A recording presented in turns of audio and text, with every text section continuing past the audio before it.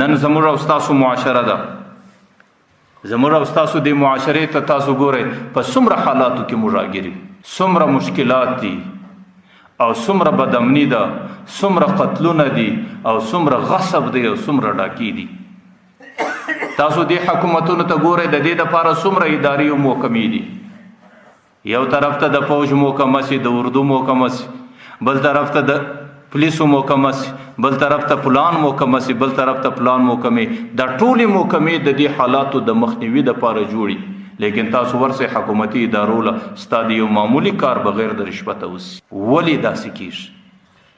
حکومت چې کله د دې حالاتو د رشوتونو کنټرول نه کېدی، بیا د دې پر سربېر یو بله محکمه جوړه کړه، محکمه انسداد رشوت ستانی، چې دا محکمه به بیا د دې مخ نیسي چې څوک رشوت وانه کړي. لیکن چې کله دا محکمه نه وه جوړه، رشوت 15 روپۍ و، چې دا محکمه جوړه سو اوس 10 روپۍ سو. 10 روپۍ د دې محکمې افسر و مشر اخلي، 10 روپۍ هغه محکمې والا اخلي.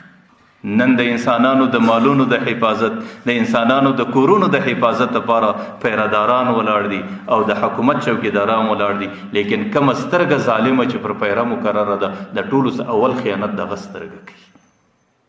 نن د انسانانو د قتل د بچاو دپاره مختلف انسانان ټاکل شوي دي، لیکن کم ظالم چې د قتل د حفاظت دپاره مقرر دی، د ټولو څخه مخکینی ظلم او قتل اول دی کوي. د هغې وجه څه ده؟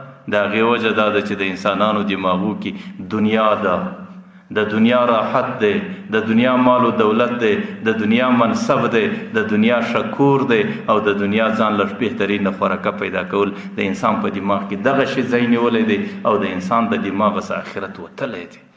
او چې کله آخرت د دماغ ووځي، ما مخکې درته ویل، بیا انسان نه دی، انسان درنده دی، بیا د دنیا د حالاتو دپاره انسان هر څه کوي. نن د ټولو څخه مهذبه معاشره د دې امریکایانو ده چې هلته هر بچی تعلیم یافته دی، چې هلته د دوی په اصطلاح د دوی تعلیم 100% کې دی او هلته وسایل ډیر دي، هلته آبادي ډیره ده او هلته نظام داسې مضبوطه جوړ دی چې پر کم ځای پر تا باندې مشکل رالی، ته ټلیفون وکړه په 3 منټه کې حکومت او پولیس هغه ځای ته ځان رارسي. او هلته په وسایلو ځان دومره آباد کړی. لیکن زموږ یو استازو هغې وی چې زما هلته زندګي وه چې زه کله میلمه ورغلم چې زه د هوټل سره وتلم، نو هغې به ما ته دا ویل چې حضرت ګړۍ به په لاس کې نه در سره وړي او حضرت قیمتي موبایل به ستا سره نه وي در سره او ستا سره به در ضرورت زایدي پیسې نه وي در سره، ځکه دلته جرایم ډېر زیات دي، دلته غلاوې ډېرې زیاتې دي، دلته حملې او ډاکې ډېرې زیاتې دي چې د یو معمولي شیخ په خاطر باندې ته میلمه یې، ستا جان ته نقصان ونه رسېږي. د 100 غنټو دپاره هلته په یو مارکیټ په یو علاقه کې بجلي پیلیږي، چې کله بجلي ځي بیا د هغې غلاو ریکارډ د دوی په عدد کې نه راځي چې په 1 غنټه او 2 غنټې کې څومره غلا وسوله. د امریکې دا مخکینی صدرونه دا بیان ورکوي چې زموږ د ټولو څه لویه مسله پر جرایمو باندې قابو راوستل او موږ په دې کې کامیابه نه یو، پر جرایمو قابو نسو راوستلی، نه پر قتلونو قابو لرو، نه پر غلاو قابو لرو، نه پر رشوت قابو لرو، نه پر بل څه قابو. زه دا وایم چې دا ټوله جرایم، دا ټوله مسایل چې نن موږ او تاسو کې راګیر یو، د دې واحد بنیاد زما او ستا بیماري ده. هغه بیماري دا ده چې زما او ستا په نظر کې دنیا ده، زما او ستا په نظر کې د دنیا خوشحالي، د دنیا عزت، د دنیا کامیابی پیدا کول. او د دې بیماری علاج زما او ستا دپاره دا دی چې د دې بجای آخرت ته فکر راګرځول او د آخرت د حسوالو کتاب او آخرت کې د خپل د الله تعالی حضور کې د جنت د خوشحالی او آخرت کې د جنت د فلاح او د کامیابی تصور او فکر پر دې دماغ پرول. او چې کله دا فکر د انسان پر دماغ باندې راسي، بیا خو انسان ته مسائل ډېر مشکل دي، ډېر اسانه دي.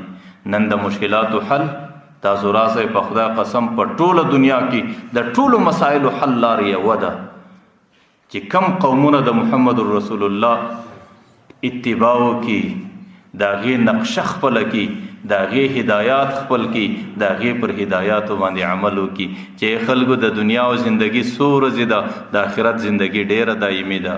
د دنیا نعمت ژر ختمېدونکی دی، د آخرت نعمت باقی دی. د دنیا زندگی ډیره ژر ختمېدونکی ده، د دنیا نعمتونه عارضي دي، دا ډیر ژر ختمېدونکي دي.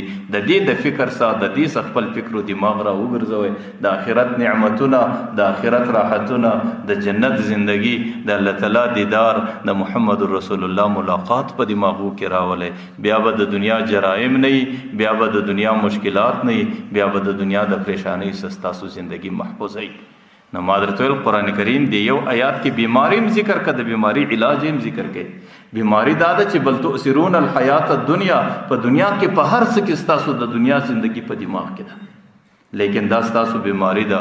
والآخرة خیر و ابقا، د دې بیماری علاج دا دی چې د دنیا څخه آخرت ته نظر راوګرځوئ او د دنیا د خوشحالی او د راحت او د اسانۍ بجای په خپل دماغ کې د آخرت خوشحالی، راحت، اسانی را وګرځوئ. بیا به تاسو ته زندگی اسانۍ، بیا به تاسو زندگی د جرایم او مشکلاتو څخه خلاصي. الله تعالی دې دا خبرې زموږ په دماغ کې راولي. واخر